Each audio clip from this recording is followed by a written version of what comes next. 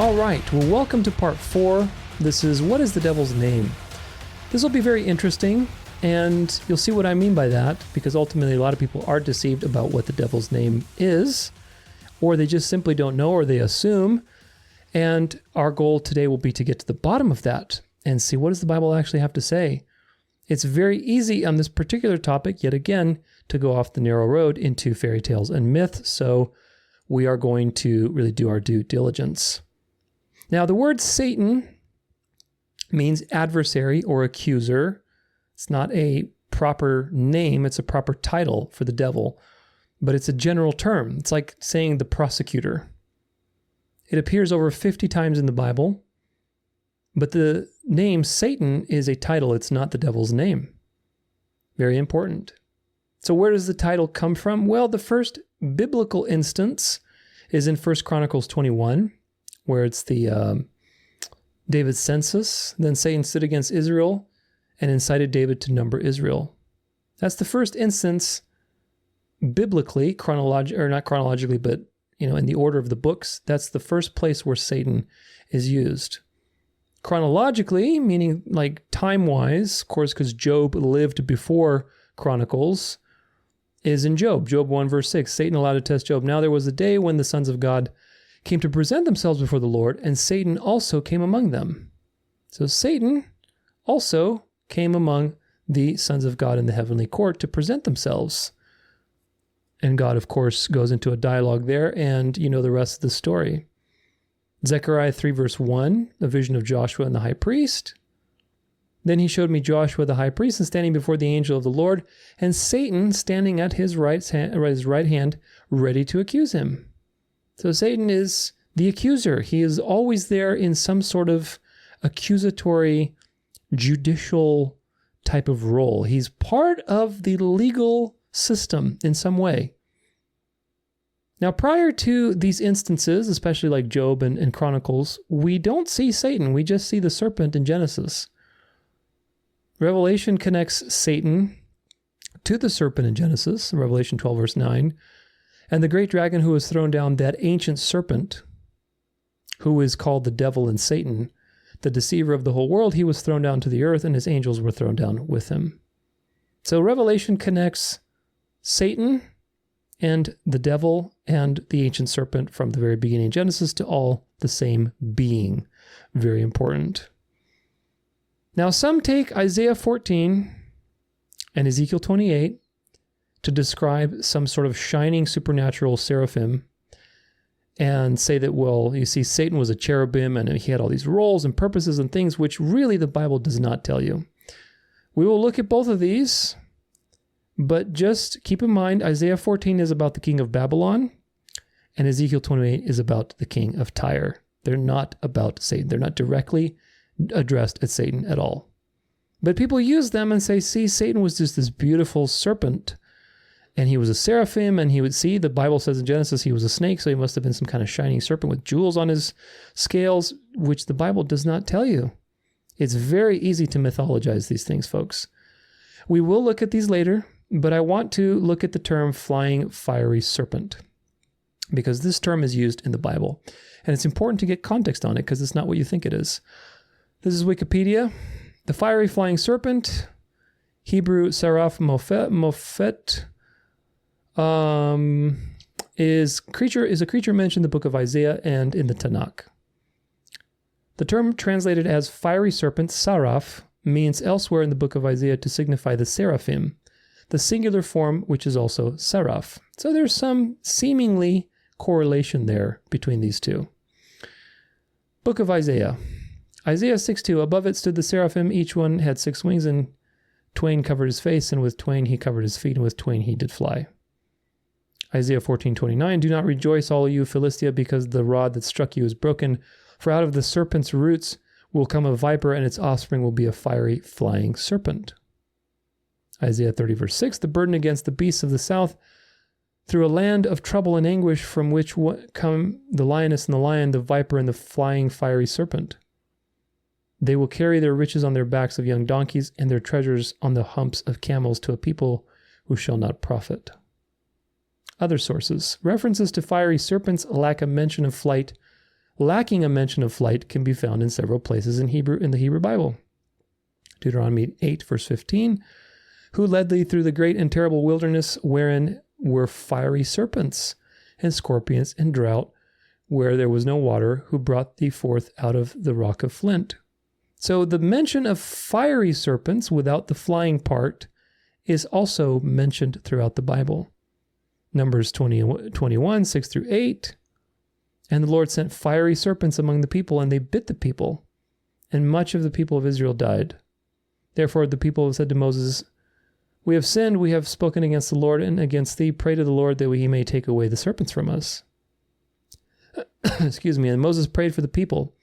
And the Lord said to Moses, make thee a fiery serpent, and set it upon a pole, and it shall come to pass that everyone who is bitten, when he looks upon it, shall live. This symbol, the Nehushtan, is similar to the Greek rod of Asclepius, frequently confused with the caduceus, and is frequently cited as an instance of the same archetype, which again, Satan creates his counterfeits, right? God has a snake on a particular staff to make a type of Christ. Basically, when you look upon this, then you're going to be saved. Well, when you see Christ with your spiritual eyes, you'll be saved. And this is one of the types that is actually very clearly explained to you, because Jesus himself alludes to it. He says, just as Moses lifted up the serpent in the wilderness, so too does the Son of Man have to be lifted up. So this is one of those types that's very clear. But of course, Satan has his own counterfeits with the caduceus and the Asclepius, the god of wisdom, the snake that basically advises people on the staff. Moving on. Identification. Ancient Israelite seals often co-opted symbology from neighboring ancient Egypt, and as such, archaeologists have discovered numerous seals which show a uraeus cobra with 4 wings. This, coupled with the fact that these cobras diverge from the typical Egyptian iconography, which depicted them with only 2 wings, have been connected by some to the fiery flying serpents mentioned in Isaiah, or even to the more specific seraphim seen elsewhere in the text. This identification, however, is not universally accepted. Assuming the fiery flying serpent to have a biological identification, Ronald Millett and John Pratt identify it with the Israeli saw-scale viper or carpet viper, based on several clues from the written sources, such as that serpents inhabit the Arava Valley, they prefer rocky terrain, and are deadly venomous. A Roman account dated 22 AD about the deserts of Arabia indicates the presence of saw-scale viper, reporting that, quote, there are snakes also of a dark red color, a span in length, which spring up as high as a man's waist and whose bite is incurable. So they can spring up so quickly they're basically flying. Other candidates include the desert horned viper, the desert black snake or black desert cobra, and the nematode Drenculus medinaceus. So the point is, there were a lot of deadly snakes in the wilderness. God did not send flying seraphim to punish the Israelites. He sent snakes that would jump up and bite you, and their bites were venomous and you would die. That's what he sent. So very important that you do not mythologize that the flying fiery serpents mentioned in the Bible are seraphim. And of course, then you go and you add to it, of course, so see, Satan must have been a seraphim because he's a snake in the Garden of Eden, supposedly. That's his form, of course. That's what the Bible tells you. But is that his only form? Well, he must have been a seraphim. Look at his Isaiah 14, Ezekiel 28. It talks about him having, jewels on his coat. He must be a very shiny serpent. We're like, whoa. What does the Bible actually say?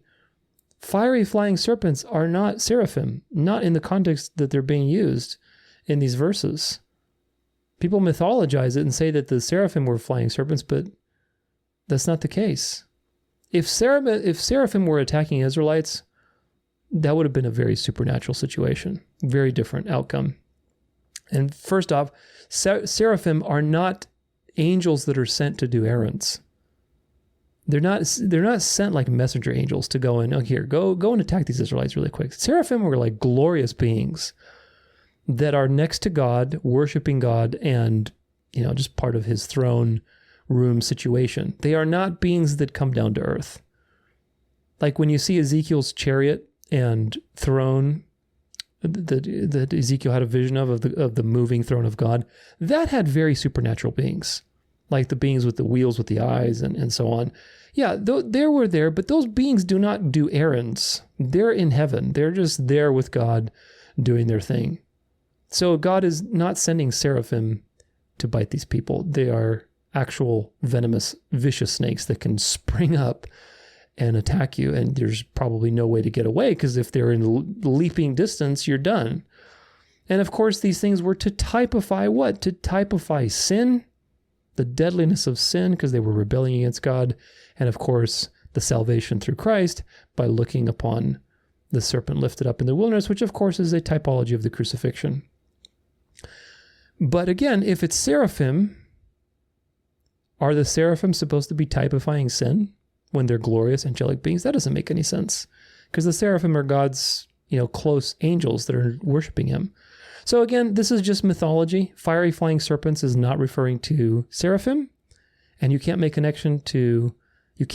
connection to Isaiah 14, Ezekiel 28, to the serpent in the garden. You can't make a connection between those things. Of course, people do, because of things like Leviathan, even Quetzalcoatl. If you know anything about that, it's the Aztec god of the whatever, I forget what he's a god of, but he's one of the principal gods. He's this flying serpent. He's a snake with wings, which is very interesting. And certainly there's a lot of ancient cultures that worship the snake. If you look in Buddhism, if you look at Buddha with his, the snake coiling up his spine, if you look in Kundalini Yoga, you see the same thing, the snake coiling up the spine. So the snake is definitely there. Even in the Bible, you have Leviathan, who seems to be some sort of giant serpent, which again draws on things that people knew. And of course, the pagans mythologized everything, so you can't trust the pagans, but there is some truth to, obviously, the devil being the serpent. He was a serpent in the garden, and he's called the serpent in Revelation 12. However, that's all that it tells you. It doesn't tell you that the devil is a serpent with wings that has really shiny stones for scales. It doesn't tell you any of that. It tells you limited amount of information. Anything beyond that is mythology. So you have to learn to walk the narrow road, because it's so easy to get seduced. Always read in context. Do not be tempted with fantastical explanations unless there is a boatload of evidence. And in this case, there just isn't. There are many supernatural things in the Bible. It is true. The Bible is rife with supernatural stuff. However, big asterisk, there are also many fairy tales and myths that people take from the Bible of their own imagination, that they twist the Bible's words into creating things that don't exist. Revelation 12 verses 10 through 11 says that the accuser has been thrown down. And I heard a loud voice in heaven saying, "Now the salvation and the power of our kingdom of God and the authority of his Christ have come, for the accuser of our brothers has been thrown down, who accuses them night and day before our God. And they have conquered him by the blood of the Lamb and by the word of their testimony, for they loved not their lives unto death." So again, conquering the devil is not about not having any pain or suffering. Conquering the devil is about conquering through faith. That's the moral of the story. But notice, very important, key word, verse 10, it says, "Now." Do you understand how important that is? Now the salvation and the power of the kingdom of our God and authority of the Christ have come. Well, why? Because of the atonement has happened. The salvation is here. And as a result of now, with the atonement coming, the salvation of everybody, the accuser has been thrown down. There are two things that happen that are related to each other: the salvation coming and the accuser being thrown down out of his accusatory role. There's no more legal jurisdiction that he has, because as you will learn, the power of the devil was in using the law against you through sin. Sin, the power of sin is in the law. And the devil used sin to be able to accuse you and to kill you rightly by accusing you before God, because God is just. It all comes back to God. It's truly profound. But anyway, Satan, the devil, is given this title, Satan, because he's the villain of the story. He's the main villain. And his role centers around accusing and attacking you legally. This is going to be a very important point to understand for later, so make sure you remember it. Satan is given the title of accuser because he knows how to use God's words to kill you, in that sense, to basically twist No, I should say, let me put it this way. He knows how to twist God's word, and he also knows how to accuse you with the law. And of course, if you don't have the Savior, you're done because God is just. Satan is the most subtle being that God has ever made. He is so clever. He knows the law, folks. He knows exactly what he can get away with, and he uses it very well. He knows how to accuse and make it seem like he's doing it justly and for the good. Keep that in mind. Satan knows how to accuse. That is why when you see images like Job, the heavenly courtroom, and Satan says, look, Job only loves you because you've given him all these things. That's a just accusation, even though he's coming from an evil place. He's not just worried for God's glory. Satan doesn't care for God's glory, but he is using a just accusation. Look, heavenly court, people who worship God only worship God because God provides for them. The moment he stops, he takes away all these material provisions, these people are just weak. They don't care about God. Now that's an accusation in the heavenly court that needs to be remedied, and God is a being of perfect justice. So God has orchestrated those things to reveal his mercy, which is another important point. Now, what about the word Lucifer, or the term Lucifer? Well, Lucifer is a Latin word meaning light bearer, often relating to the planet of Venus, which we're going to look at a couple things about it. Lucifer, this is Wikipedia. The most common meaning for Lucifer in English is a name for the devil in the Christian theology. It appears in the King James Version of the Bible, in Isaiah, and before the Vulgate of the 4th century Latin translation of the Bible. Not as the name of the devil, but as the Latin word Lucifer, uncapitalized, meaning the morning star, the planet Venus, or as an adjective, light-bringing. It is a translation of the Hebrew word Hillel, meaning the shining one, which again, we will look at Hillel. People believe this is the devil's name. It's not. As the Latin name for the morning appearances of the planet Venus, it corresponds to the Greek names Phosphorus, Lightbringer, and Eusophorus, Dawnbringer. The entity's Latin name was subsequently absorbed into Christianity as a name for the devil. Modern scholarship generally translates the term in the relevant Bible passage, Isaiah 14:12, which again, people think this is about the devil. It's not. Where the Greek Septuagint reads as morning star or shining one, rather than as a proper noun, Lucifer, as found in the Latin Vulgate. Very important distinction. You should understand that the Septuagint is the better option for the New Testament, or for the Old Testament. The word Lucifer appears in the second epistle to Peter in the Latin Vulgate to reference to Jesus. Very important to understand that as well. The word Lucifer is also used in Latin version of Exultet, the Easter proclamation. As a name for the planet in its morning aspect, Lucifer, Lightbringer, is a proper noun, and it's capitalized in English. In Greco-Roman civilization, it was often personified and considered a god, and in some versions, considered a son of Aurora, the dawn. A similar name used by the Roman poet Catullus for the planet in its evening aspect is Noctifer, Nightbringer. So, again, mythologies that people have made that Satan has abused to give himself glory that he doesn't deserve or, have any right to. Here's another one just as an example of how this gets mythologized. Lucifer Morningstar, known as Samael, before his banishment. This is from Morningstar, from a particular magazine. It's based on Neil Graham's, Sam Keith's, Mike Dringenberg's book called The Devil and Lucifer. But anyway, he's the titular protagonist of the urban fantasy comedy drama series Lucifer, 2016 to 2021. The character is portrayed by Welsh actor Tom Ellis and is an alternate version of Lucifer Morningstar, one of the supporting characters of Neil Gaiman's comic book The Sandman, published by DC Comics. Both are based on the devil from Christianity. Are they really? The series follows Lucifer after he abandons his post as the ruler of hell and arrives on Earth, where he settles in Los Angeles to run a nightclub with the demon Mazikeen. He later becomes a civilian consultant for the LAPD, leading him to meet his soulmate, Detective Chloe Decker. Such fairy tales. People love fairy tales.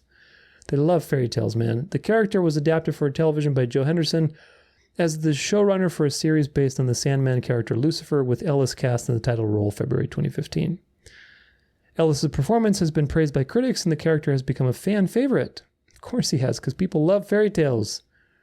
He reprised his role as Lucifer in 2020 Arrowverse crossover event Crisis on Infinite Earths, which established that Lucifer takes place on Earth 666 in an alternate universe within the wider. There you go. See, bring in some more nonsense with multiverses and alternate parallel realities, and you can have an endless supply of deception that people buy into, and then they are easily deceived by other things that are more important, like what they believe about the end times, what they believe about the evil, about God's sovereignty, and so many other things. This is one of those situations, like the Prince of the Power of the Air, where you can easily drift into mythology without understanding history and context, linguistic and original language context. The Bible says that Jesus is the morning star. Revelation 22:16, I, Jesus, have sent my angel to testify to you about these things for the churches. I am the root and the descendant of David, the bright morning star, which in Latin would be translated to Lucifer. Lucifer is not a proper name. Lucifer is not the devil's name. Lucifer is a name in Latin that is often associated to the morning star or the Venus, the planet Venus. And if you were to read this in Latin, Jesus is saying, I am the Lucifer, the bright morning star. So that's an interesting point. 2 Peter 1 verse 19, and we have the prophetic word more fully confirmed, to which you will do well to pay attention as to a lamp shining in a dark place, until the day dawns and the morning star rises in your hearts, until the Lucifer rises in your hearts. Boy, that sounds so controversial, doesn't it? But it doesn't. It shouldn't be controversial if you actually understand what the word Lucifer really means. It just means morning star. Who is the morning star? It's Jesus. Peter is praying that the morning star, Jesus, rises in your hearts, i.e. that you become born again and you cling fast to the Lord. Numbers 24:17, prophecy by Balaam. I see him, but not now. I behold him, but not near. A star shall come out of Jacob, and a scepter shall rise out of Israel. It shall crush the forehead of Moab and break down the sons of Sheth. Who is the star? Of course, it's Jesus. Jesus is the star, and of course, stars are always prophetically significant of great leaders in some form or fashion. So if we believe that the devil is the morning star, you're giving something that belongs to Christ to Satan. So don't give him too much power, and don't give him too much respect that he doesn't deserve or, is privy to. Lucifer is just a Latin name. It's not a proper name. It's just a Latin word naming something, the morning star, that became mythologized by the KJV. I'm looking at you, and other places. And of course, today is just full of mythology, like the thing I just read to you with all those different Hollywood shows. It became mythologized because of an interpretation of Isaiah 14, which, again, it's not addressed to Satan. It's addressed to the king of Babylon. And people apply this to the devil, unfortunately, because they love mythology, instead of applying it in context. I don't expect you to delete the word Lucifer from your mind, because I've used it as well. I've referred to the devil as Lucifer. I've referred to the evil occult people as Luciferian. And of course, on face value, in a casual way, we understand what this means. But you have to also understand now that the main point here is that Lucifer is not actually the devil. In the sense, like, that's not his name. It can refer to the devil because we culturally have come to know him that way, and that's been the deception he's put on. But again, that's a counterfeit. So just be aware that you're actually buying into the counterfeit. I'm guilty of this too. I really am. I'm not going to sit here and pretend I'm not, because I didn't believe that Lucifer was the devil's name, but we've called Lucifer, plenty of times, like in my End Time series, Luciferian. We know what that means. But really, if you want to be super biblically correct, Lucifer is not the devil's name.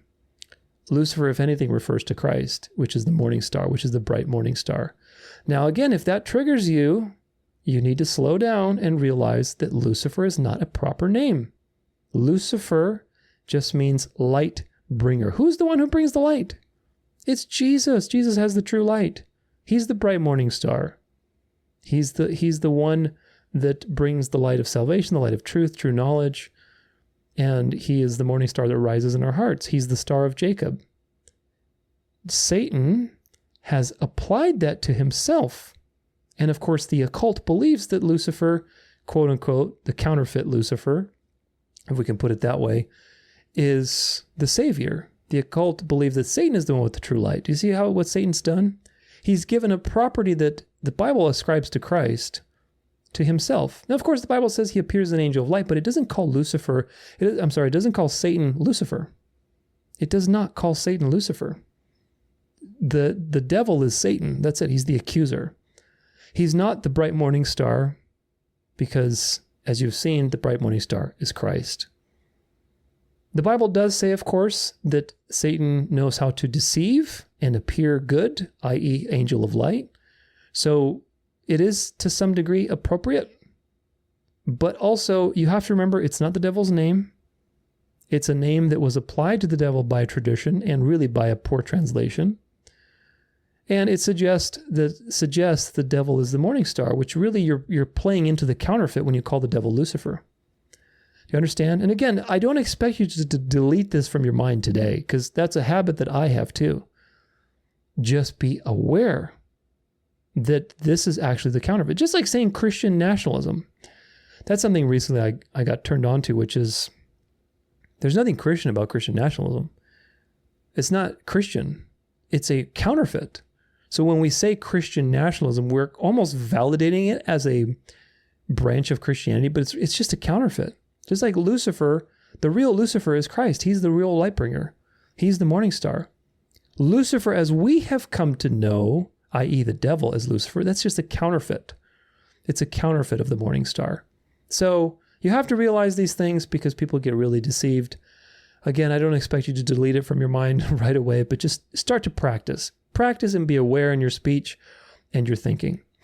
Now, what about Hillel? Hillel. This is what trips up a lot of people because, again, they read Isaiah 14 with the wrong eyes. Some people know the history of the word Lucifer, which I just described, and they know that it was translated from the Hebrew Hillel in the particular passage in Isaiah 14:12. I'll read it to you. How you are fallen from heaven, O day star, son of dawn. How you are cut down to the ground, you who laid the nations low. And again, if you read this out of context, see, it's talking about the devil and the devil's rebellion and his fall and all this kind of stuff. It's really not. As usual, we have to learn to read with spiritual eyes and entertain context and opposing evidence before we form an opinion. If you read things and you react immediately to the emotional reaction, that's how the devil gets you. So, I have a nice little article to read to you on this topic. This is by Daniel B. Wallace.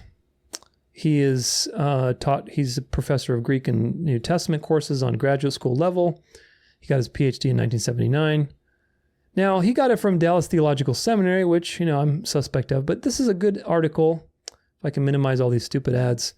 The title is Lucifer the Devil in Isaiah 14:12? The KJV argument against modern translations. So this is responding to basically people who are all about the KJV and KJV onlyism. The argument that modern translations deny the deity of Christ is based on connecting several dots. First, in Isaiah 14:12, in the KJV we read, How art thou fallen from heaven, O Lucifer? So see, in the KJV it says Lucifer. They've decided to keep that as a proper name, but they took that from the Latin, which, of course, all the KJV only people are all against the Textus Receptus and, or the critical text and the, the Vaticanus, Textus Vaticanus, and anything to do with Latin. But they've gotten the word Lucifer from the Latin Vulgate. So there you go. Anyway, moving on. KJV advocates claim that Isaiah 14:12 must be a prophecy about the devil falling from heaven. There is some basis for this interpretation. In Luke 10:18, Jesus tells his disciples, I saw Satan fall like lightning from heaven, which we looked at. It's not a prophecy. In Revelation 9:1, we read, I saw a star falling from heaven. Now, again, if you've watched my End Time series, you know that this is about Muhammad. It's not about the devil falling from heaven or having some sort of rebellion. In Revelation 9. These New Testament passages seem to be alluding to Isaiah 14:12. Yeah, they seem to be, but they're not actually doing that. Connecting the fall of the one mentioned there with the fall of Satan. Second, in 2 Peter 1:19, the KJV has, "We have also a more sure word of prophecy, whereunto ye do well, that ye take heed as unto a light that shineth in a dark place until the day dawn, and the day star arise in your hearts." For day star in the KJV, modern translations alternate between day star and morning star. Early Christian interpretations of these verses sees the day star and morning star as a reference to Jesus, based in part on an allusion to Numbers 24:17, which we just read, the prophecy from Balaam of the star rising out of Jacob. Third, KJV advocates argue that if the word in Isaiah 14:12 is translated morning star, then modern translations are viewing Jesus as Satan, because as they claim, the only morning star in the Bible is Jesus. Thus, if Lucifer is treated as morning star in Isaiah 14:12, then this is a denial of the deity of Christ. Very, very confusing statement, because again, the KJV only thing is based on an error. So they believe that if you translate the words in Isaiah 14:12, if you translated morning star as it properly should be, then you're basically saying that Satan is the morning star and you're denying the divinity of Christ, because morning star is later in Peter's letters. Do you see the problem? They're assuming that Isaiah 14 is about Satan and saying, see, it has to be about Satan. So if you say morning star instead of Lucifer, a proper name, which again, Lucifer is not a proper name, it's just Latin for morning star. So much misinformation. But they're now arguing that all these other translations are diminishing the deity of Christ, which of course is one of the favorite arguments of the KJV only crowd, that all these, translations are just attacking the divinity of Christ, which is not true. There's actually so many errors in the KJV that could, if you use the same hermeneutic and the same standard of criteria that the KJV only people use on the KJV, you see same things happening in the KJV. And this is just one of them. It's a total misinformation. But anyway, they just wanted to frame that rightly for you because they're so deceived. They're assuming that Isaiah 14 is about Satan.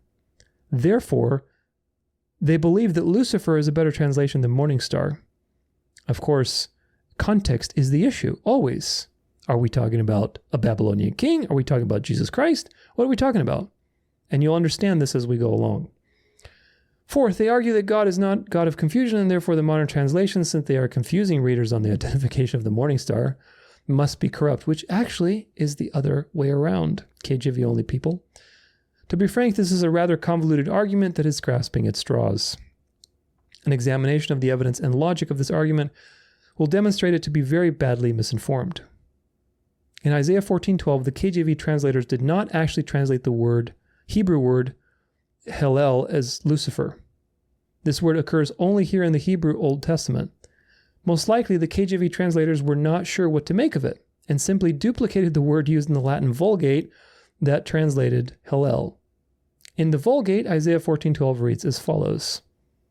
There's some Latin stuff there. Notice the fifth word of the text, Lucifer. There it is, Lucifer. It is not a proper name, but the Latin word for morning star.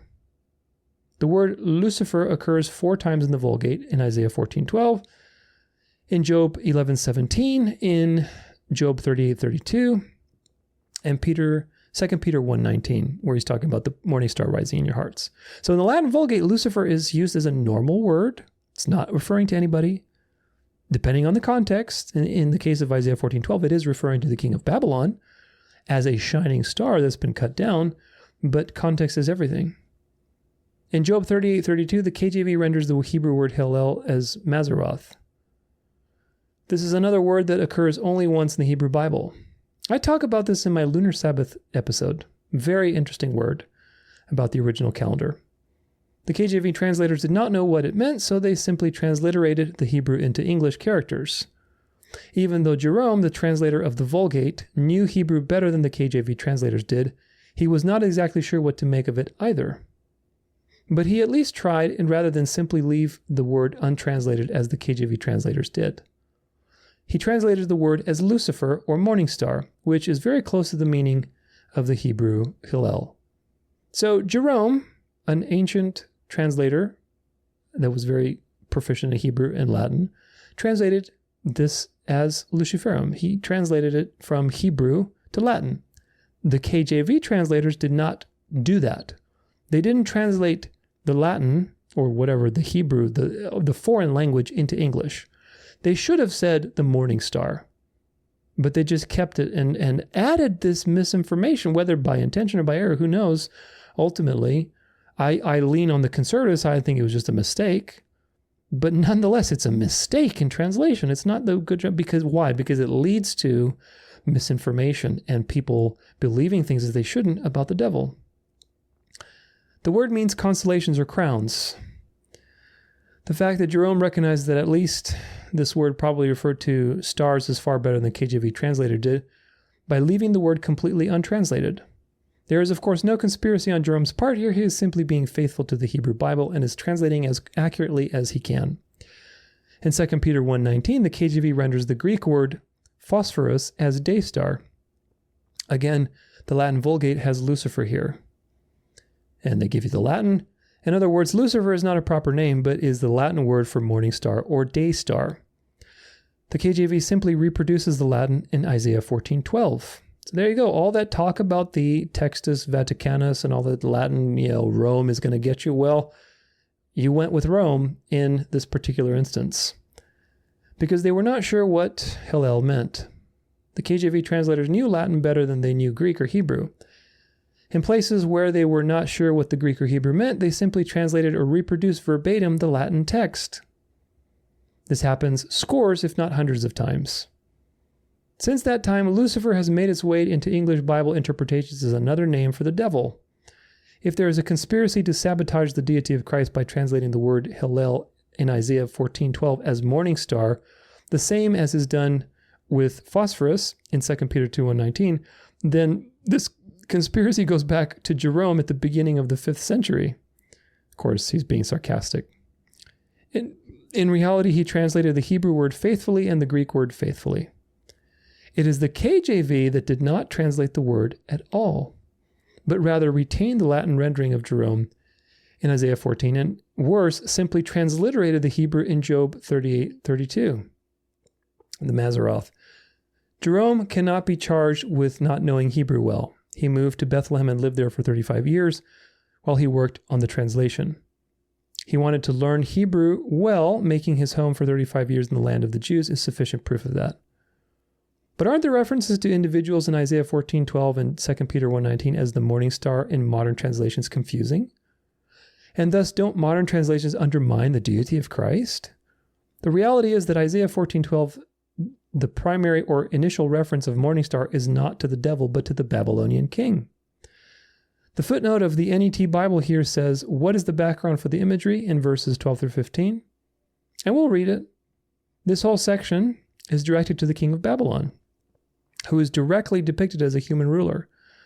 Other kings of the earth address him in other verses. He is called the man in verse 16, and according to verses 19 through 20, he possesses a physical body. At the same time, Isaiah 14:12 to 15 seems to go beyond a description of a mortal king. Further, if Jesus in Luke 10:18 and John and in Revelation 9:1 had this passage in mind, then he did not have this passage in mind. Then it is evident that there is a secondary meaning that relates to the devil himself. There may be a secondary meaning, we'll talk about this, but you got to get, again, the falling lightning and the falling star in Revelation 9 have nothing to do with the devil falling. Revelation 9, the falling star is Muhammad. Watch my was it seals or trumpets? I think it's trumpets. Trumpets, yeah, it's 7th trumpet or 5th trumpet. The falling star is Muhammad. Luke 10:18, Satan falling like lightning, it is just an appropriation of cultural things that people knew about Zeus to the actual power of God so that the Gentiles could see and believe. It was a way to bridge the barrier. It's not referring back to Isaiah 14. Here's the point, he says, the author. If the primary referent is to the Babylonian king, which the great majority of biblical scholars would affirm, and as the evidence mentioned in the NET Bible footnotes lists, then our understanding of the use of morning star in 2 Peter 19 makes sense. There's no confusion. The morning star literally referred to Venus. The morning star literally referred to Venus, but in ancient times it was used metaphorically of earthly kings. This is true of also visions too, like when Joseph had his visions of the sun and the moon and various stars representing his family. Stars represent people in authority. The note in the NET Bible on 2 Peter 2:19 is helpful along these lines. The reference to the morning star constitutes a double entendre. First, the term was normally used to refer to Venus. But the author, of course, has a metaphorical meaning in mind, as is obvious from the place where the morning star is to rise, in your hearts. Most commentators see an allusion to Balaam's prophecy in Numbers 24:17 in Peter's words. Early Christian exegesis saw in that passage a prophecy about Christ's coming. Hence, in this verse, Peter tells his audience to heed the Old Testament scriptures which predict the return of Christ, then alludes to one of the passages that does this very thing, all the while running the theme of light on a parallel track. In addition, it may be significant that Peter's choice of terms here is not the same as is found in the Septuagint. He has used a Hellenistic word that was sometimes used of emperors and deities, perhaps as a further polemic against the paganism of his day. Again, this was a way to, I don't want to say attack because attack is a strong word, but they were playing off of the realities of their time. People like Luke and Peter and Paul, they were in a pagan system. Peter calls Rome Babylon in one of his letters. And so ultimately, you have to understand that they were in a pagan system. They understood that they were in the world, but not of it. And they used things that people understood to make deeper contextual points. But if you don't have that context, if you're not in on it, it's so easy to misinterpret their words. And this is what happens most of the time. Moving on. In other words, morning star or Lucifer in the Latin Vulgate literally referred to Venus, but metaphorically could refer to earthly kings, emperors, and pagan deities. Peter thus may have chosen this word to show that the real morning star was Jesus and not Caesar. Isaiah 14:12 thus spoke of the Babylonian king as the morning star and thus predicted his fall. Jesus and John used this text to indicate that Satan would fall. It is only by turning Lucifer into a proper name, as has been done by the KJV advocates, that this misunderstanding of the meaning of these texts could occur. The logic of the KJV position is as follows. Lucifer is a proper name and refers exclusively to one who is inherently evil, which is the devil. Thus, even if translated as morning star in Isaiah 14:12, this still refers exclusively to the devil. Consequently, for Jesus to be called the morning star in 2 Peter 1:19 is to call him the devil. Do you see how this is an inversion of the truth? So people who are all about the KJV, you need to realize it's not free from being influenced by the enemy. The enemy has appropriated something that is appropriate for Christ to himself and fear-mongered you into feeling like if you were actually faithful to the text, you would deny the deity of Christ. Do you see the inversion? I'm telling you, Satan is the most subtle being that God has ever created. And I hope you walk away from this message with an appreciation of how utterly subtle this being is and how clever he is, utterly clever. But if, of course, you have the Word of God and you're willing to study it, then you can see through the devil's lies. The logic breaks down on the first premise, vis-a-vis the term in Isaiah 14 refers exclusively to the one who is evil. Since this is false, the conclusion is also false, because that term is a general term. It does not refer to the devil. That's the whole point. That term is just a general term for morning star or Venus, which again, literally it's describing the morning star, the sun, Venus, planetary actions, and metaphorically it was often used as a way to glorify pagan kings. Remember, the kings sought themselves as gods. They were gods on earth. They were, omnipotent. Of course they weren't, but that's what they believed. They were in control of everything. So they were glorified as the morning star, the sun, became the sun gods like Nimrod. And these were common pagan traditions. And they are being flipped on their head in Peter's letter. And of course, back in Isaiah, it's being used as a way to taunt the king, as you will see. To basically say, look, you thought you were the morning star, and look at you. You were fallen. To call Jesus the morning star in 2 Peter 1:19 makes him no more evil than calling Satan God in 2 Corinthians 4:4, i.e. the God of this world. That makes him good. i.e., you can call, the Bible calls Satan the god of this world. It doesn't mean Satan is good. It's just a term designed to teach you a particular point. In the same way, you can call Jesus the morning star because he is the bringer of the true light. He is the light of this world, as he himself has said. And to argue that since God is not the God of confusion and therefore different words must be used in each verse is to continue to compound the false view of Lucifer as a name for the devil. Because the KJV only people are obsessed with verbal inspiration, meaning they have to, it's got to be the right words. See, the English words that they chose are the perfect words, which of course, as you can clearly see, is not the case. It is an illegitimate hermeneutic to claim that because the term in one place refers to one person, therefore the same term in another place must be used to the same person. Exactly. There are scores of examples of a term used in the Bible as referring primarily to one thing person, but having a different thing person in view if the context demands it. As hinted above, God is used primarily for the one true God of the Bible, but there are occasional references in which human beings and or Satan are called God. When Jesus says in John 10, "It is not written in your law, I said you are gods." And of course, the prosperity people love this verse to take it out of context. Again, a perfect example. Context is the word of the day, and people just never use it in context. But again, this is being applied to people.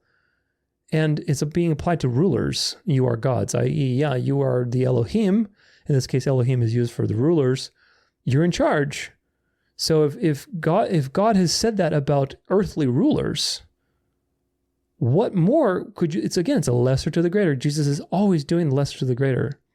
If you catch on to it, there's so much profound stuff in the Gospels. If he said to them, you are gods, well, what about the Son of God, who is the only begotten Son of God, the anointed Son of God? What about that? What do you think that means? I.e., I am God. That's what that means. But anyway, that's applied to human beings, the word gods, and also to Satan. So does that automatic, by KJV logic, that would mean that when the word God is applied to Satan, it's making him equal with God, which of course is not true. This is the problem with context and not reading things in context. So, conclusion: Lucifer is an invented name because it's just not a name at all. It's really just a word that describes something general, like the morning star. But it's an invented name because of the KJV and everybody who followed suit and all the mythology that followed after that. And of course, the occult has got into that. And it's all designed to ultimately make the devil the savior, to have properties that he doesn't have. The Bible calls Satan, Satan. He's the accuser. Those are his properties. He's a spirit, and he accuses, and he's evil. Jesus calls him the murderer from the beginning. You know, he appears an angel of light, but he's not the morning star. That is Christ. That morning star is a specific title that points to a particular reality. The morning star dawning in your hearts, Christ who is the morning star, those are Christ. And of course, the devil has played a profound, again, he's the most subtle of all the beings. He has made a profound little deception, a little flipperoo, where he's applied something that Christ has, the glory of the morning star, the true light, to himself. And in so doing, he has deceived Christians into thinking that if you apply the morning star to Christ, then you are making Christ out to be Satan. Profound deception. This is an example of the subtlety of the devil, of how he winds his way through your mind. And if you are not good with context, if you are not a researcher, if you are not somebody that says, you know what, let me get more information about this. Let me find out the original language. What's the context? He will twist God's word in your mind and make you believe the craziest things. It is, in some sense, appropriate casually to refer to the devil as Lucifer. Of course, we've talked about that because he appears as an angel of light. But again, it's giving too much glory to him. So again, my personal encouragement and something that I'm committed to is learning to get that out of my vocabulary. It is a commitment. Of course, I don't expect you to delete this today because everybody's had that ingrained in their mind, but make it a practice to not call the devil Lucifer anymore. That's not his name, and that's not even his title according to the Bible. That's a title actually, if anything, reserved for Christ. Christ is the morning star. And in Latin, it would be Lucifer. Christ is the Lucifer. And again, if that sounds like crazy because we've been so traumatized to say, oh, Lucifer is the devil, Lucifer is the devil. No, he's not. Lucifer is not the devil. That is a deception to detract away from the glory of Christ as the morning star, as the light of this world. So again, profound thought. Of course, to the occult, they worship the devil as the savior, as Lucifer. Do you see the inversion that they do? They worship the devil as their Christ, as their false savior, as the one who brings the light. So for them, he is the morning star. He is the false Christ. So there is that dynamic as well. So anyway, just understand the context. Now, what's the context of Isaiah 14? Well, it is judgment. Judgment on Babylon. Stars throughout the Bible were used in visions to signify leaders. Like I said, Joseph's vision, Revelation 9 with Muhammad, the great star. And also actually, oh gosh, I forget where it is now, but it's Attila the Hun, the wormwood, the great star that fell and made the rivers bitter. Wormwood, it's also in there. I forget which one it is, which trumpet it is. Maybe the third or fourth or something. No, maybe it's the third because it has to do with the Roman Empire. Attila the Hun. I talk about this in my trumpet series, in my trumpet episode. That's another star that's mentioned in Revelation, but of course it's not talking about the devil falling or Jesus in context. It's talking about Attila the Hun judging the Romans and being just a total bane of their existence. Now, Isaiah 14, let's go to it. How does it start? Israel's remnant taunts Babylon. That is the context of what you are about to read. If you do not read that in this context, you are missing out on what the Bible is trying to tell you. When the Lord has given you rest from your pain and turmoil and hard service with which you were made to serve, i.e. in Babylon, you will take up this taunt against the king of Babylon. So when you are going to be freed from your captivity, you will take up this taunt again against the king of Babylon. Who is being taunted? The devil? No, the king of Babylon. Quote, how the oppressor has ceased, the insolent fury ceased. The Lord has broken the staff of the wicked, the scepter of the rulers, that struck the peoples in wrath with unceasing blows, that ruled the nations in anger with unrelenting persecution. The whole earth is at rest, and quiet they break forth into singing. And it goes on and on and on. And of course, you get to Isaiah 14 verse 12, and you see the part that people love to take out of context. How you have fallen from heaven, O day star, son of dawn. How you are cut down to the ground, you who lay the nations low. And you have the 5 I wills. You said in your heart, I will do this, I will do that, I will ascend to the heavens, I will above. Are these talking about the devil? Well, no. Again, it's addressed to the king of Babylon. All this that is being quoted, if you go back to verse, where was it? Verse 4. God is saying, when you will be done with this, you are going to taunt the king of Babylon like so. This is what you will say to the king of Babylon. He's not saying this is what you're going to say to the devil, what you will say to the king of Babylon, because the king of Babylon is the audience of this taunt, and he's going to be judged. This is directly aimed at saying, look how brilliant you thought you were, and yet you are nothing because you're in God's hand, and God is going to judge you for all your pride. That's what this is about. The kings of these pagan nations believed that they were gods. Now, of course, did Satan have some particular hand in this? Absolutely. Satan has always tried to have a one-world system, always tried to have a god king on the throne to control world affairs. And of course, God has allowed that. And there is some secondary rebuke here you could infer, but it's very light. It's not, again, you can't read too much into it. You cannot read too much into it because, again, these things are mythologies. They're mythologies to say, oh, this is directly at Satan. No, it's directed at the king of Babylon, who was in time and space and who needed to be judged and who thought himself to be a god king.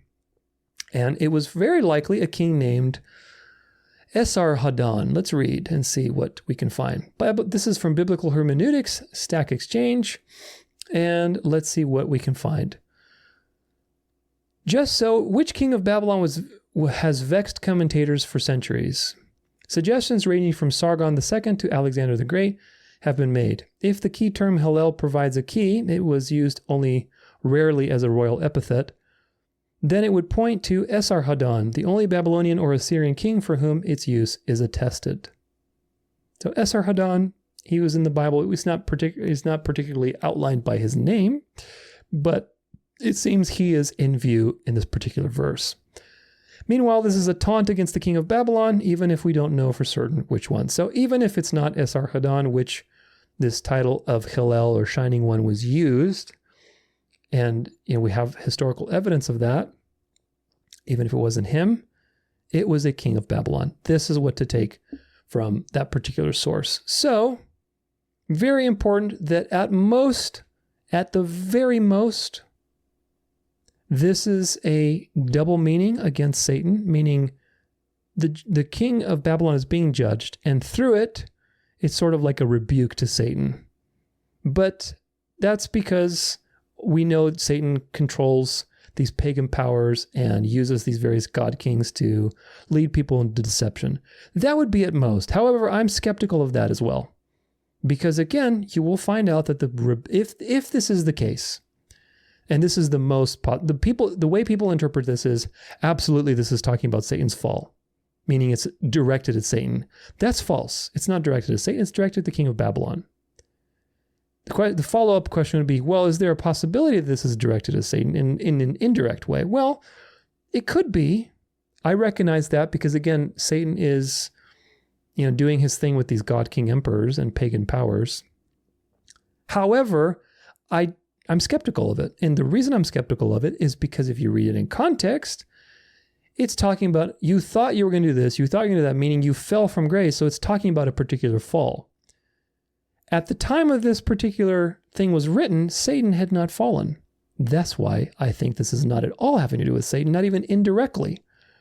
And hopefully you will see what I see when we get to the point about Satan's rebellion. So at most, it could have a double meaning, but even if it has a double meaning, I would not venture too far into reading into it as to some, describing some fall in pre-cosmic age or fall in the past or whatever else, because first off, Satan didn't fall at that point in time. Satan was still in the heavenly court, as you will hopefully learn.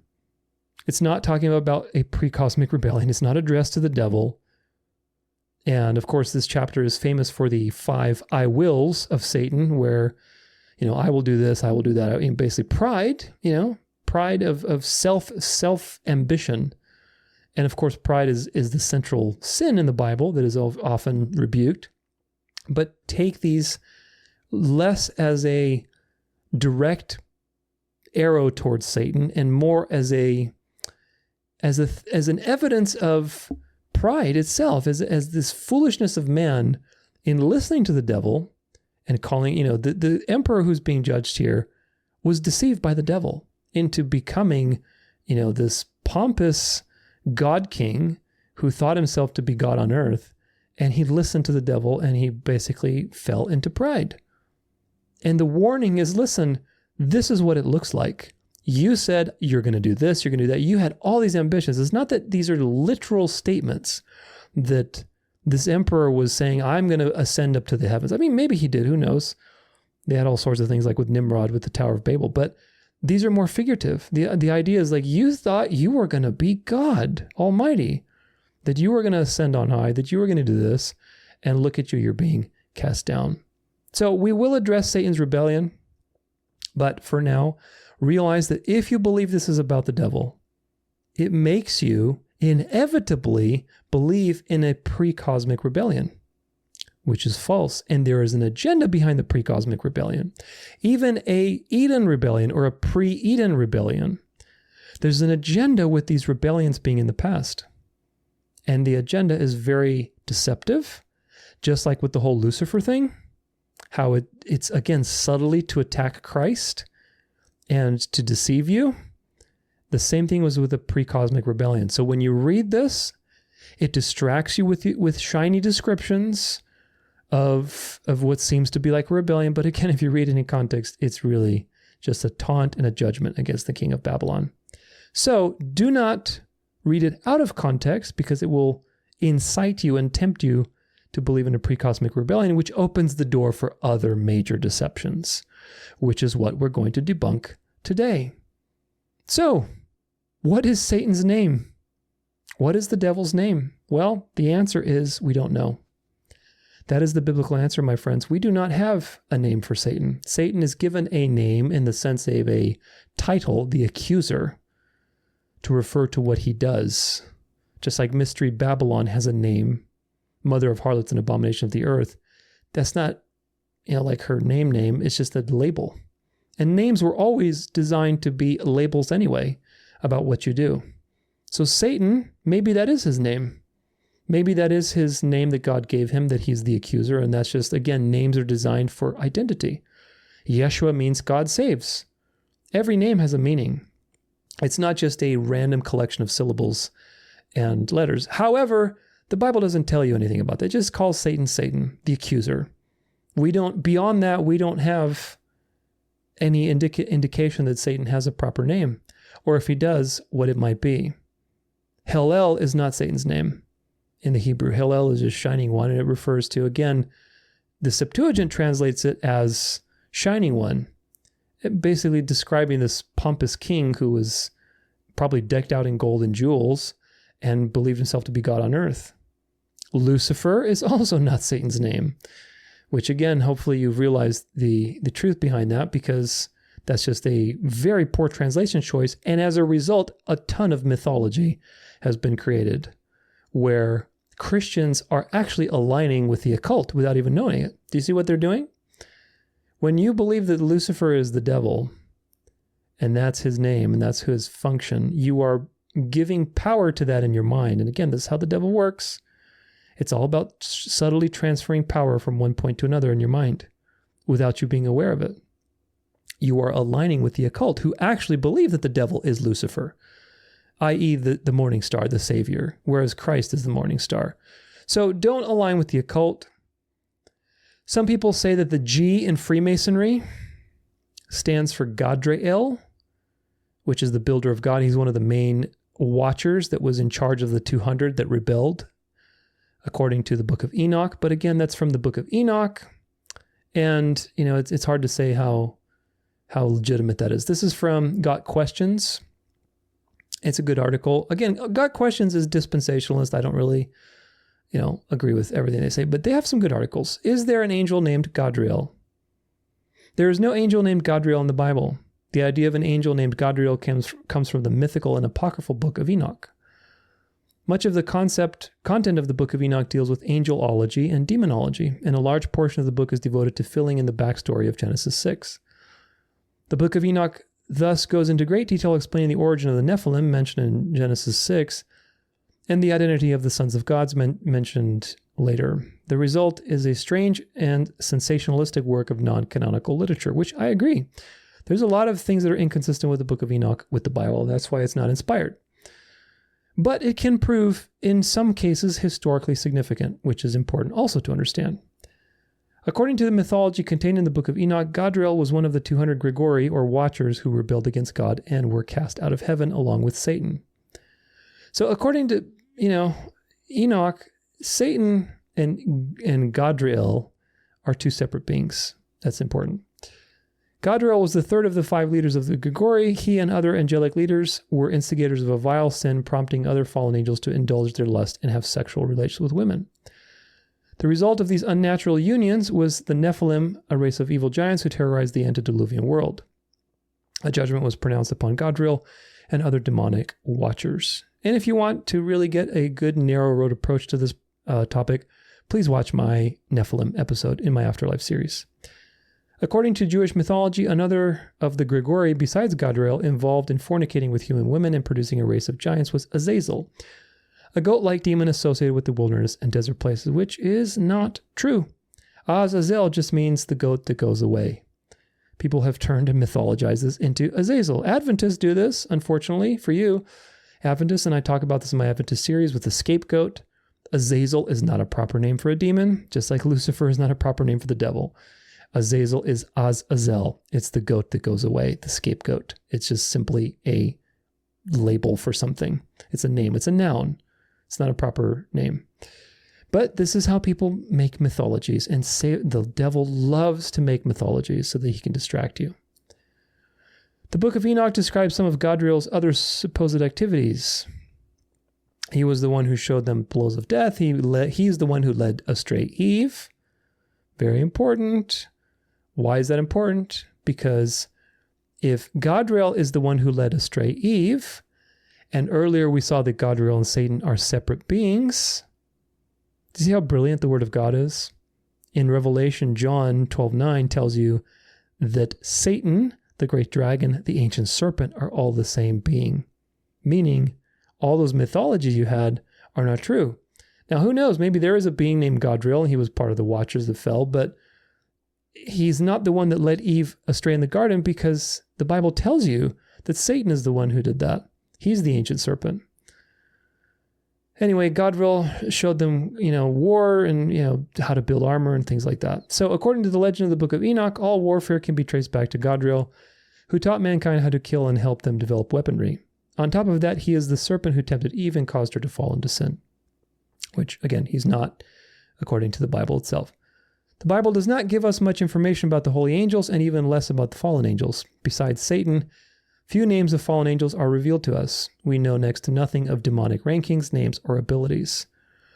Again, this is true, and we want to avoid mythology, because this is all designed to say, look at all these angels and archangels and demonics and principalities, and it's this and that. And then pretty soon you're all wrapped up in mythology instead of focusing on typology, the end times, understanding the workings of Satan, understanding, major doctrines and important things. That's the whole point, is to distract you.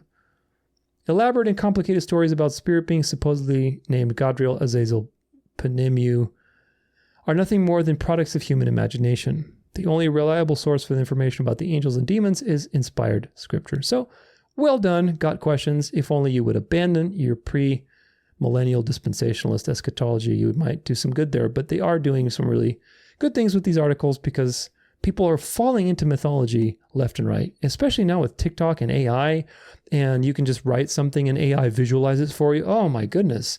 Are you kidding me? People just fall head over heels over these visualizations of, oh, look, it's this archangel versus that one, or oh my gosh, look at the fallen ones. And people just go for it like crazy.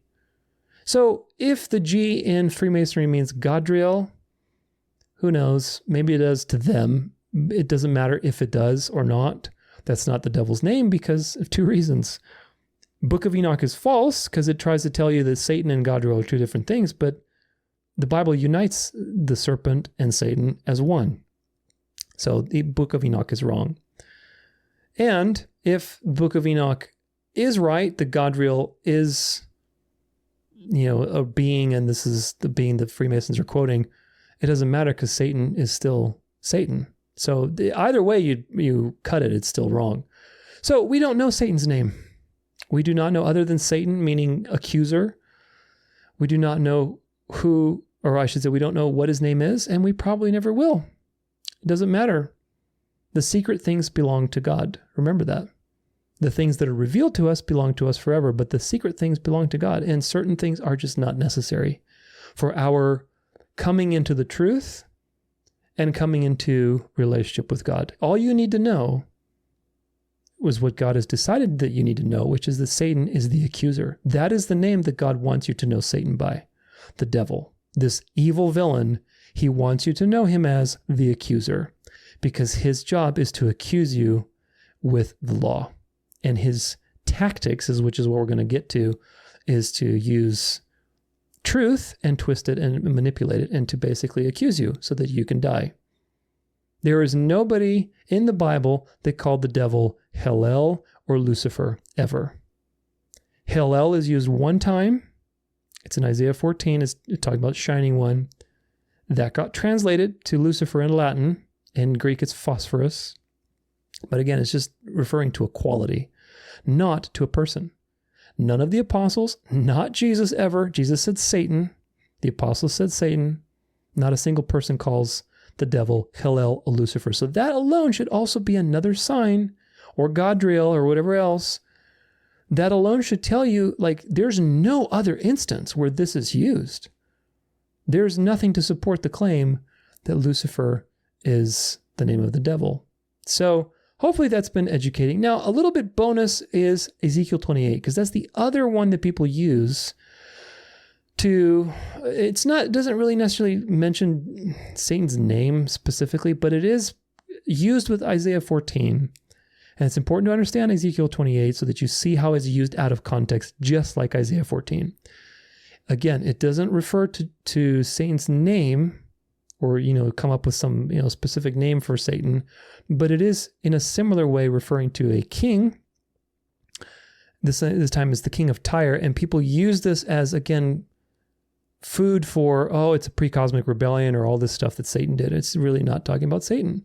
It's talking about the king of Tyre. It's a related tangent, and I've mentioned it before, and I want to give you the context so that you aren't deceived as we talk about the rebellion in the future part of this message.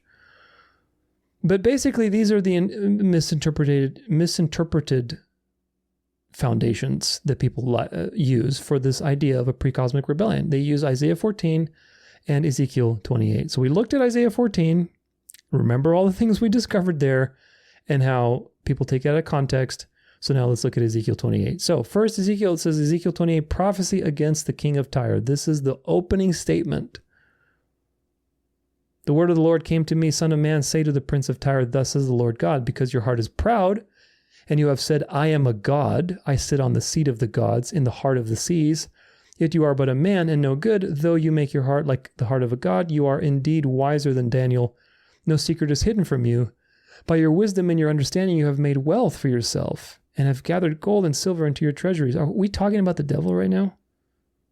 No, we're talking about a pompous god king who, again, same pattern. All these god kings were deceived by the devil. And as you will learn, the devil is deceiving them so he can destroy them, because he's the accuser. Look, God, look how pompous he is. See, I told you that wealth would corrupt him. You just let me give him all that wealth and, bring him status, and he's going to, immediately call himself God and blaspheme you. Watch. Those are the types of things that are happening behind the scenes that you do not see with these situations. These people, like the king of Tyre and the king of Babylon, were neck deep in deception. And God allowed them to be deceived by the devil, by the accuser, so that the accuser could deceive them and have a case against them. And then God would judge them and reveal his power, his sovereignty, his justice. It's all about God, folks. It always comes back to God. And if you don't have that final view of Scripture, where you're bringing it back to the Lord and anchoring everything that you believe back in, how is God related to this? God is related to everything. How is God related to this? Somehow. Even though the devil is at work, obviously, deceived this king of Tyre into great blasphemy, but nonetheless, it's about the king of Tyre. It's not addressed to the devil. Therefore, thus is the Lord God, because you make your heart like the heart of a god. Again, you think you're God. Who is the one who promised that you can be like God? The devil. So the devil deceived this king into a particular reality. Now, who knows if that's maybe directly or indirectly, just through seductions, but either way, he got him there so that he could destroy him. That's the point. The devil doesn't like anybody. He hates everything. So he deceived this individual so that he could destroy him. Therefore, behold, I will bring foreigners upon you, the most ruthless of nations, and they shall draw their swords against the beauty of your wisdom and defile your splendor. So this king is very rich because Tyre, if you don't know, Tyre was a port city. It was a very unique port city. And it got very rich because a port city has all the, trading routes and all the trading stops. So this is a very wealthy city. He was full of splendor. He believed himself to be a god. So this is what we're dealing with. So when we get to verse 11 through 19, it says a lament for the king of Tyre. Are we talking about the devil? No, we're not. That's the answer. Moreover, the word of the Lord came to me, son of man, raise a lament over the king of Tyre, and say to him, thus says the Lord God, you were the signet of perfection, full of wisdom and perfect in beauty. Now, wait a minute. Who are we talking about? Who is God saying, say to him? Who is him? Him is the king of Tyre, not the devil. It is the king of Tyre. So now, what is God telling the king of Tyre? You were the signet of perfection, full of wisdom and perfect in beauty. You were in Eden, the garden of God. Every precious stone was your covering. Names of precious stones. You were crafted in gold, were your settings and your engravings. On the day that you were created, they were prepared. You were an anointed guardian cherub, which, by the way, Septuagint says You were with the anointed cherub. Yeah, from the day that you was created, thou wast with the cherub. You were with the cherub. So again, Septuagint, which was much earlier translation and much more, accurate translation of the Old Testament, unlike the ESV or KJV, which uses the Masoretic, says you were with the cherub, not you were a cherub. Very important to understand that, because a lot of people use this exact verse, 28:14. See, it's talking about Satan. Well, no. In the Septuagint, which is a better translation, it says you were with the cherub. Anyway, I placed you were on the holy mountain of God, in the midst of the stones of fire you walked. You were blameless in your ways until the day you were created, from the day you were created, till unrighteousness was found in you. In the abundance of your trade, you were filled with violence in your midst, and you sinned. So I cast you as a profane thing from the mountain of God, and I destroyed you, O guardian cherub, from the midst of the stones of fire. Let's see what Septuagint says. Of the abundance of thy merchandise, thou hast filled thy storehouses with iniquity, and hast sinned. Therefore thou hast been cast down, wounded from the mountain of God, and the cherub has brought thee out of the midst of the stones of fire. Do you see how that's a totally different understanding? It says, it's Old English, so it's kind of tough to read, but you were cast down from the mountain of God, and the cherub brought you out of the midst of the stones of fire, meaning you were kicked out of favor with God. Whereas the ESV, which is based on the Masoretic and mythology and, Pharisee scribes, he says, I destroyed you, O guardian cherub. Well, wait a minute. Now it makes you think like you're talking about Satan, who was next to God, and he was part of the choir, and he had all these pipes and covering and jewels, and he was leading the worship service, and he was right next to God, and he was friends with Jesus, but then he decided to sin. Whoa! One slight difference of wording, and we're instantly in Hollywood. So, moving on. Your heart was proud because of your beauty. You corrupted your wisdom for the sake of your splendor. I cast you to the ground. I exposed you before kings to feast their eyes on you.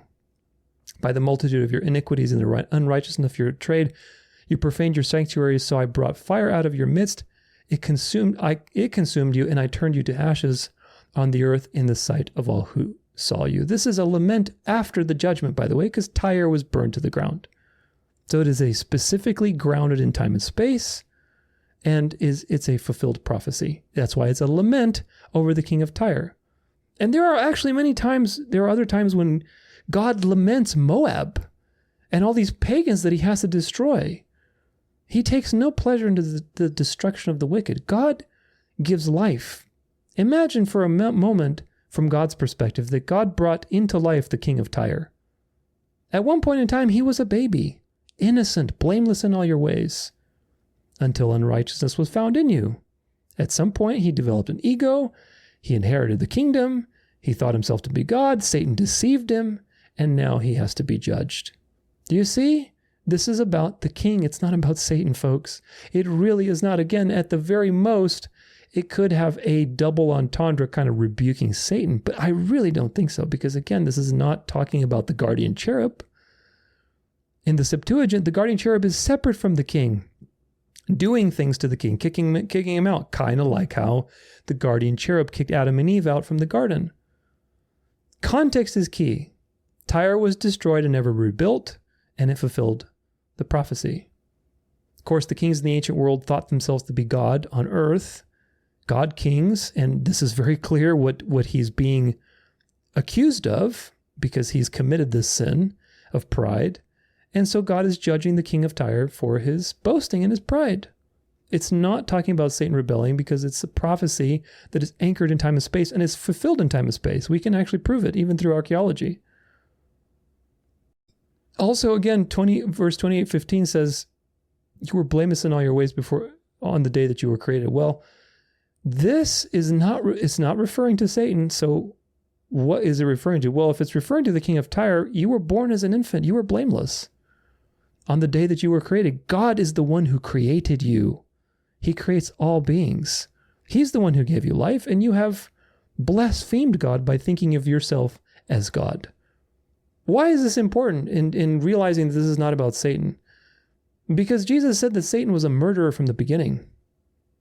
So this would be a contradiction. If if this is talking about the devil, it says you were blameless in all your ways from the day you were created.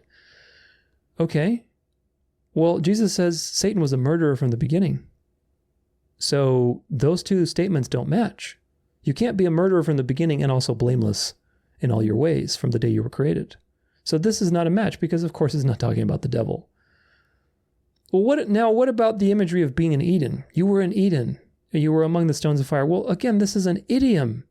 We have similar things like, you were on cloud 9. You were the cream of the crop. You're in the in crowd. We say these things all the time. Of course, to us, these things seem normal. Well, guess what? To a Jewish audience, thousands of years ago, being in the garden of God was an idiom of, wow, like you had favor, man. You had prosperity. You had comforts. You had favor. If you were prosperous, that means God was giving you favor because God is the one who's in charge. Remember in the book of Job? In fact, that is the biggest controversy with the book of Job is how can Job, who was righteous, suffer? The suffering servant, that makes no sense. Of course, it's typifying Christ, which, the suffering innocent servant is an injustice because God rewards those who are righteous and punishes the wicked. So how could somebody who's righteous suffer? That was the great mystery revealed in the gospel and, of course, through the person of Jesus Christ. But again, going back to this topic, which is being in Eden, it related to the fact that people associated prosperity and cursing or lack of prosperity to God. If you were like dirt poor, you must have been cursed by God for your sins. Even the apostles, when Jesus healed a blind man, said, who sinned, Rabbi? Did this person or did their parents sin? And Jesus says, nobody sinned. Of course, he's not meaning they were sinless. He's responding to their idea that God has punished this man with blindness for their sins. That was the idea. Like if you have some sort of problem, that was from God. You must have been a sinner. If you had prosperity, that was also from God. So being in Eden is an idiom for you had it all. You had God's favor. And what did you do with that? You got seduced. You let the enemy seduce you into thinking that you can be like God. And the devil, of course, is right in the background there. Right in the background, deceiving the king of Tyre so that he can accuse him before God and say, look what he's done. He's blasphemed your name. Aren't you going to destroy him? You're just, aren't you? This is what's going on in the background. Satan is not being judged here, folks. Satan is not talking about a rebellion. It's talking about something that happened in time and space. And Satan, of course, is the accuser. He's the manipulator who caused the king of Tyre to be deceived. And of course, again, we'll talk about this later, primary and secondary causes. Behind that cause is God's decree. So there are multiple relationships going on. God is the ultimate relationship. He's the one who decreed the wicked, like the king of Tyre. And part of that decree is an allotment for Satan to go and deceive this person into self-godhood, so that God could judge and show you what it means when you think you're God and you think you're invincible and you're proud and you're arrogant. You're going to be destroyed. That was the whole point, is to reveal God's justice. But there's a lot of moving parts. People knew that Eden was a symbol of life. And so ultimately being in Eden just means you had favor. And the king of Tyre let success corrupt him. There's a lot of messages about success being corrupting in the Bible. And of course, the original sin was based on success. It wasn't based on intimidation or fear. It was based on desire and wanting more out of life. And again, remember that the Septuagint has different translations for cherub. It's not saying that you are the cherub, O king. It's saying you were with the cherub, and then the cherub, basically kicked you out, just like they did with Adam and Eve. So again, translation errors and reading out of context, you combine these two and you get mythology. Ezekiel 28 is not talking about a pre-cosmic rebellion whatsoever. It is not a prophecy about Satan being thrown down to earth. It is not talking about a rebellion before Eden. It is directly addressed to the king of Tyre. And the lament over the king of Tyre after judgment is just saying, look how you have just been so destroyed. You who thought that you were God. and you are nothing now. You're ashes. At the very most, it could have a double meaning, but again, if you accept that, what does that mean? If you accept that this applies to Satan, how does it apply to Satan? That's the question. Do you understand? How does it apply to Satan? Now, are we talking like it applies that Satan was the anointed cherub? Well, in the Septuagint, it says he was with the anointed cherub. So a totally different translation. We can't apply that. Okay, well, because he was with God in the Garden of Eden. Okay, well, that's literal. This is not talking about, if you're going to go with the literal route, then you have to read it literally. Do you understand? This is the self-refuting aspect of it. When you think this is having to do with Satan because it mentions being in Eden, okay, if that's the case, go one step further and see what is the consequence of my beliefs. That means I've read it literally. I'm choosing to read this literally. It's not wrong to do that because that's a hermeneutic, but the question is, what is the implications? Sometimes we have to read symbolically. Sometimes we have to read literally. Understanding how to use both. Again, the dance of life. When you're in a particular situation, you got to be consistent. If you read it literally, then you have to read the whole chapter literally. Well, if you read it literally, then it's about the king of Tyre. Does that make sense? So obviously, the being in Eden is not literal. It's symbolic because the king of Tyre did not exist thousands of years prior to this prophecy in the Garden of Eden. It's a symbolic image of basically having success and favor. So with that out of the way, now onward to part 5. What are Satan's tactics?